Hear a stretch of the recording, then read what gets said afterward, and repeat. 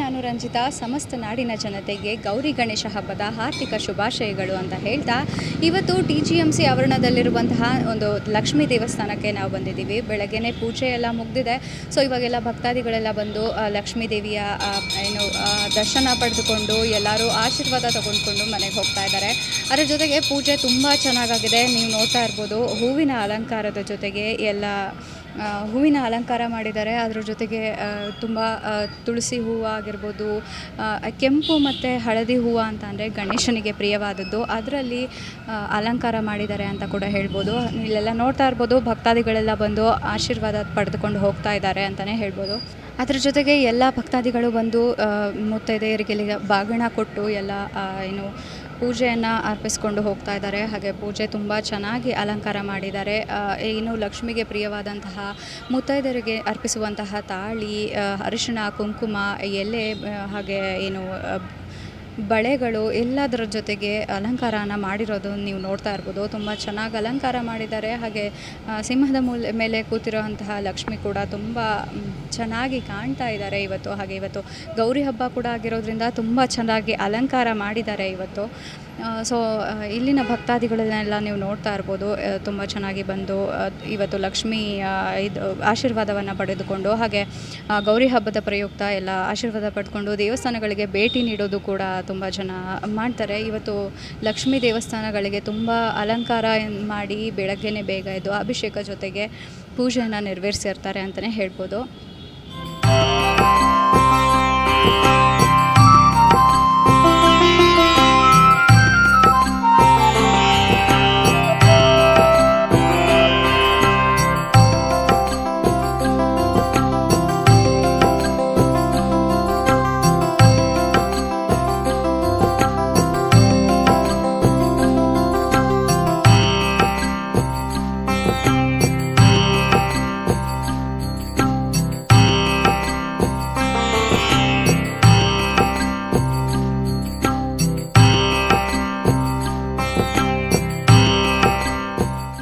So ಇವತ್ತು BH ರೋಡಲ್ಲಿರುವಂತಹ TGMC ಆವರಣದಲ್ಲಿರುವಂತಹ Lakshmi ದೇವಸ್ಥಾನಕ್ಕೆ ನಾವು ಭೇಟಿ ನೀಡಿದ್ದೀವಿ. ಇವತ್ತು ಗೌರಿ ಹಬ್ಬದ ಪ್ರಯುಕ್ತ ತುಂಬ ವಿಶೇಷವಾಗಿ ಅಲಂಕಾರ ಕೂಡ ಮಾಡಿರ್ತಾರೆ. ಹಾಗೆ ಇಲ್ಲಿನ ಅರ್ಚಕರು ಅದರ ವಿಶೇಷತೆ ಏನು, ಹಾಗೆ ಇವತ್ತು ಗೌರಿ ಹಬ್ಬ ಆಗಿರೋದ್ರಿಂದ ವಿಶೇಷವಾಗಿ ಏನು ಪೂಜೆ ಮಾಡ್ತಾರೆ ಅದ್ರ ಬಗ್ಗೆ ತಿಳ್ಕೊಳ್ಳೋಣ ಬನ್ನಿ.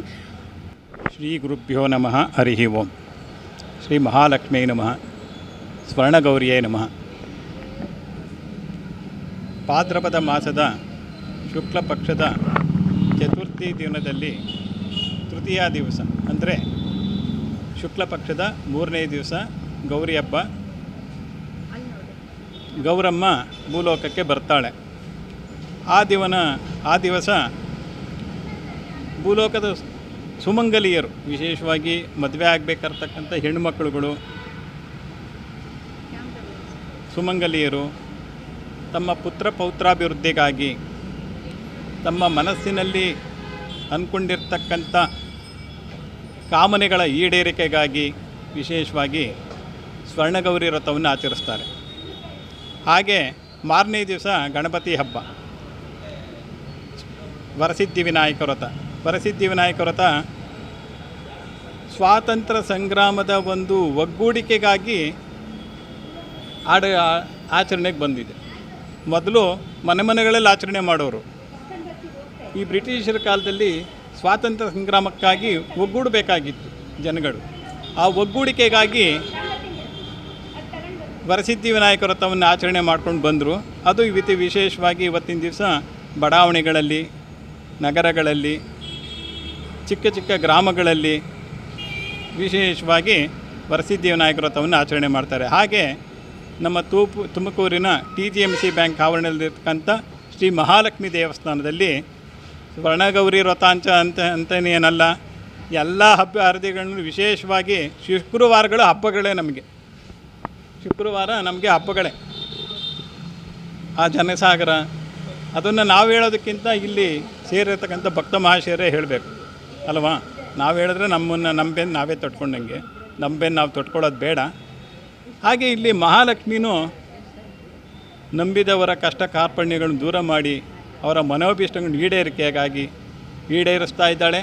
ಆ ನಂಬಿಕೆಯೂ ಭಕ್ತಾದಿಗಳಲ್ಲಿ ಇದೆ, ಹಾಗೆ ನೆರವೇರಿಸ್ತಾ ಇದ್ದಾರೆ. ಹಾಗೆ ಈ ದಿವಸ ಪ್ರಾತಃ ಕಾಲ 5:30ರಿಂದ ಸ್ವರ್ಣಗೌರಿ ವ್ರತವನ್ನು ಆಚರಣೆ ಆಗಿದೆ, ಪ್ರತಿಷ್ಠಾಪನೆ ಮಾಡಲಾಯಿತು. 6 ಗಂಟೆ ನಂತರ ಭಕ್ತ ಸಾಗರ ಬರ್ತಾ ಇದೆ. ಆದರೆ ಅಷ್ಟೊಂದು ಕ್ಲೌಡ್ ಇಲ್ಲ, ನಿಧಾನಗತಿಯಲ್ಲಿ ಬರ್ತಾ ಇದ್ದಾರೆ. ಆದರೂ ಸಾಯಂಕಾಲದವರೆಗೂ ಬರ್ತಾರೆ. ವಿಶೇಷವಾಗಿ ಇವತ್ತು ಮಹಾಲಕ್ಷ್ಮಿಗೆ ರಜತ ಪೀಠ ಅಲಂಕಾರ ಮಾಡಲಾಗಿದೆ. ರಜತ ಪೀಠ ವಿಶೇಷವಾಗಿ 4 ಇದೆ ಕವಚಗಳು, ಸ್ವರ್ಣ ಮತ್ತು ಬೆಳ್ಳಿ ರಜತ ಪೀಠ. ಇವತ್ತಿನ ದಿವಸ ರಜತ ಪೀಠ ಅಲಂಕಾರ ಇದೆ. ನಾಳೆ ದಿವಸ ಚಿನ್ನದ ಕವಚದ ಅಲಂಕಾರ ಇರುತ್ತೆ. ನಾಳೆ 8:30ಕ್ಕೆ ವರಸಿದ್ಧಿ ವಿನಾಯಕನ ಒಂದು ಪ್ರತಿಷ್ಠಾಪನೆ ಇರುತ್ತೆ. ನಾಳೆ ದಿವಸ ಭಕ್ತ ಮಹೇಶ್ವರು ಇದೇ ರೀತಿ ಬರ್ತಾರೆ. ನೋಡಿದ್ರಲ್ಲ ವೀಕ್ಷಕರೇ, ಇಲ್ಲಿ TGMC ಆವರಣದಲ್ಲಿರುವಂತಹ ಲಕ್ಷ್ಮೀ ದೇವಸ್ಥಾನದಲ್ಲಿ ಏನು ವಿಶೇಷವಾಗಿತ್ತು, ಹಾಗೆ ಅರ್ಚಕರು ನಮಗೆ ತಿಳಿಸ್ಕೊಟ್ರು. ಇವತ್ತೇನು ವಿಶೇಷವಾಗಿದೆ ಅನ್ನೋದು, ಹಾಗೆ ಯಾವ ರೀತಿ ಅಲಂಕಾರ ಮಾಡಿದ್ದಾರೆ ಏನು ಅನ್ನೋದೆಲ್ಲ ತಿಳಿಸ್ಕೊಟ್ರು. ಹಾಗೆ ಇನ್ನೊಂದು ದೇವಸ್ಥಾನಕ್ಕೆ ಭೇಟಿ ನೀಡಿ ಅಲ್ಲಿನ ಸಂಪ್ರದಾಯ ಹಾಗೆ ಅಲ್ಲಿನ ಆಚಾರ ವಿಚಾರಗಳನ್ನ ತಿಳ್ಕೊಳ್ಳೋಣ ಅಂತ ಹೇಳೋದ್ರ ಜೊತೆಗೆ ನೋಡ್ತಾ ಇರಿ ಪ್ರಗತಿ TV ಅಂತ ಹೇಳ್ತಾ, ಇದು ನಿಮ್ಮಿಂದ ನಿಮಗಾಗಿ.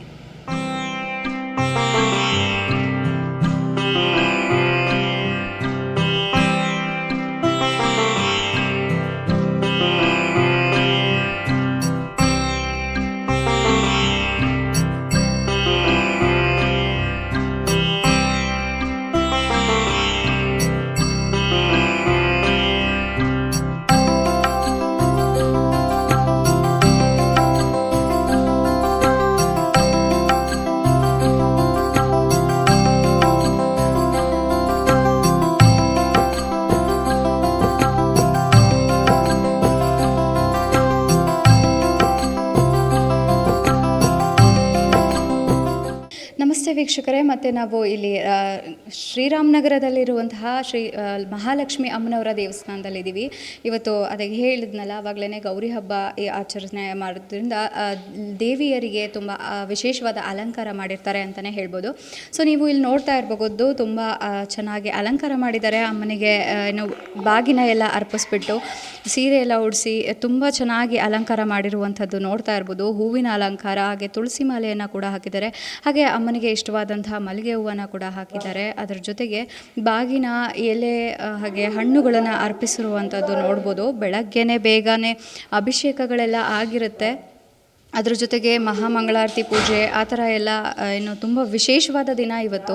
ಸೊ ವಿಶೇಷವಾಗಿ ಅಲಂಕಾರ ಪೂಜೆಯನ್ನೆಲ್ಲ ನೆರವೇರಿಸಿರ್ತಾರೆ ಅಂತ ಹೇಳ್ತಾ, ಅದ್ರ ಜೊತೆಗೆ ನೀವು ನೋಡ್ತಾ ಇದ್ದೀರಾ, ತುಂಬ ಚೆನ್ನಾಗಿ ಕಾಣಿಸ್ತಾ ಇದ್ದಾರೆ ಅಮ್ಮನವರು. ತುಂಬ ಚೆನ್ನಾಗಿ ಅಲಂಕಾರ ಕೂಡ ಮಾಡಿದ್ದಾರೆ. ಇಲ್ಲಿ ಶ್ರೀರಾಮನಗರದಲ್ಲಿರುವಂತಹ ಲಕ್ಷ್ಮೀ ದೇವಸ್ಥಾನದಲ್ಲಿ ಇವತ್ತು ಈ ರೀತಿಯಾಗಿ ಅಲಂಕಾರ ಮಾಡಿದ್ದಾರೆ ಅಂತಲೇ ಹೇಳ್ಬೋದು. ಹಾಗೆ ಅಮ್ಮನವರ ಆಶೀರ್ವಾದ ಪಡೆಯೋದಕ್ಕೋಸ್ಕರ ತುಂಬ ಜನ ಭಕ್ತಾದಿಗಳು ಬಂದು ಆಶೀರ್ವಾದ ತಗೊಂಡು ಹಾಗೆ ದೇವರ ದರ್ಶನ ಕೂಡ ಮಾಡಿಕೊಂಡು ಹೋಗಿರುವಂಥದ್ದು.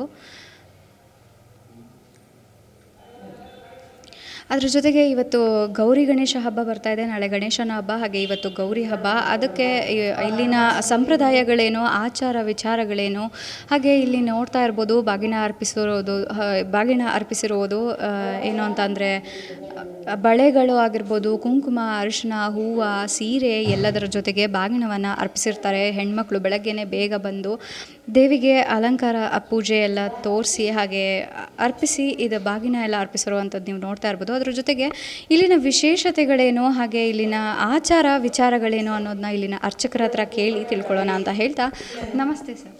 ನಮಸ್ತೆ ಮೇಡಮ್. ಇವತ್ತಿನ ಪೂಜೆ ಹೇಗಿತ್ತು? ಇವತ್ತು ಗೌರಿ ಹಬ್ಬ ಆಗಿರೋದ್ರಿಂದ ವಿಶೇಷವಾಗಿ ಪೂಜೆ ಇರುತ್ತೆ. ಸೊ ಇಲ್ಲಿನ ಆಚಾರ ವಿಚಾರಗಳನ್ನ ನಮಗೆ ತಿಳಿಸ್ಕೊಡ್ಬೋದಾ?